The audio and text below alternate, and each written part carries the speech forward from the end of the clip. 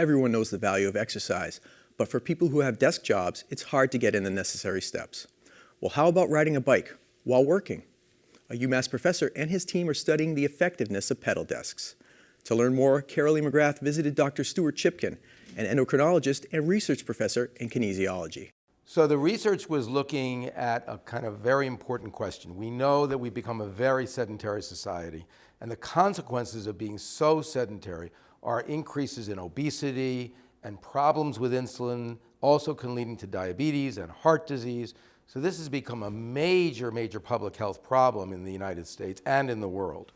And one of the big reasons I think that we have to address it is because all of our work now generally revolves about sitting more and being less physically active. So what would you recommend? So how long did the people in the study, pedal at their desks, and what kind of pedal desk did you use?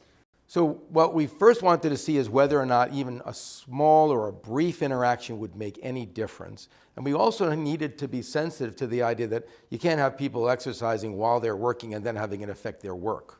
What we liked about this pedal desk idea was that they could be sitting and they can pedal intermittently depending on what's going on for them. The first question we wanted to see is whether or not this would make any difference in, one, their work activity, and two, the metabolism of what happened in response to a meal. So we got a bunch of volunteers who were wonderful to try and participate, and they agreed to come and have a meal. And then after that meal, they then pedaled for a period of up to 2 hours, during which time we drew blood samples. And we had two conditions. The first was with the pedal desk, meal, take the samples. Second condition, same people, just have the meal, no pedaling, just sitting, and then doing the same types of testing on them, both blood tests for metabolism and work skills. And the exciting part was that when we actually looked at the results, we saw that the blood sugar levels and the blood fat levels, they didn't change very much. But the amount of insulin it took to keep those blood sugar and blood fat levels was much lower. So you were getting more bang for your insulin buck every time you were using the pedal desk compared to the people when they did not use the pedal desk. That means that if we can get people to use the pedal desk, they won't be taxing their system every time they eat and then have to be at work. They'll be much more efficient at how they use the calories. We think that over time, this could actually be a possible way to reduce the risk for things like diabetes and weight gain and things of that sort. So how much of a workout is this for people who are supposed to be working at their desk? This was a moderate paced workout. This was not trying to be, again, be the first to get to the finish line here. People are not sweating enough to go take a shower afterwards. This is a leisurely, even pace that people were doing. It qualified as a moderate amount of exercise. So it wasn't that they were doing nothing. They were doing something, but it wasn't so burdensome that it became too problematic and people said, I have to stop because I'm so tired. Nobody got to that point. And you obviously have a private practice. You're an endocrinologist. What kinds of things do you see in your practice with people who are inactive physically? So one of the big consequences I see in my practice is the problems relating to obesity and diabetes. And that leads then to high blood pressure and high cholesterol and heart disease and all those consequences. And then there are all the musculoskeletal problems, right? The knees, the hips, all the different skeletal and joint problems that people have as a result of having all the extra weight on board. And a lot of times when I see them, things have already gone too far. So the idea of being able to get in when someone could help prevent some of those problems, that's a great opportunity from my perspective. And how realistic do you think it would be to use in an office setting? So that's where we have two answers to that question. The first is, it's pretty realistic because the people, we tested the people for the different work things they can do. We had them read and we had them answer questions and we had them do some things involving a little more concentration.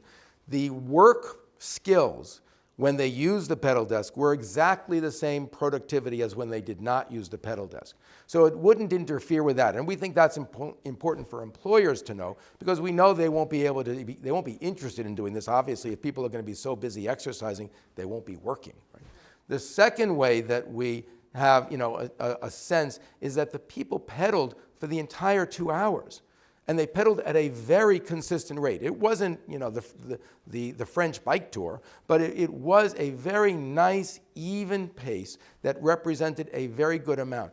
and we specifically didn't coach them or say keep pedaling harder or pushing them to do it. We didn't say a word about it. We just told them pedal as you would, as long as you feel comfortable while you still can. And everybody in the study continued to pedal very consistently the entire time. And how about something as opposed to pedaling, for 2 hours at a desk? How about like a 10-minute spurt of exercise? So there have been studies that have looked at this, and this is where I think it's a great idea if the work site is able to engage it. So if you can get somebody who can take a 10-minute break, go out, walk around very briskly, come back to work, that actually has been shown to have very similar benefits from a metabolic point of view. And it actually has been shown some nice effects on sort of clearing someone's mind and being able to focus a little bit better. Those things are out there, and I think are going to be very positive outcomes from those kinds of breaks. Breaks from sitting is now a very, very big topic. The only thing there is whether or not the work site can accommodate it. That's one of the big issues for that option. Okay, and what's the next step in your research? From my point of view, the next step is going to be to try and see if we can get these pedal desks now ramped up and get few of them, get more people to use them for a longer period of time. As an endocrinologist, I'm particularly interested in the people who have diabetes, because I think the group we looked at, who were not diabetic, they didn't have a change in their glucose and blood fats, but you wouldn't expect that. They're normal, right? But if I can take somebody who has diabetes and lower their blood sugars and make them use less insulin, that's a big change for their health, and that has a big potential to offset the complications and problems of diabetes.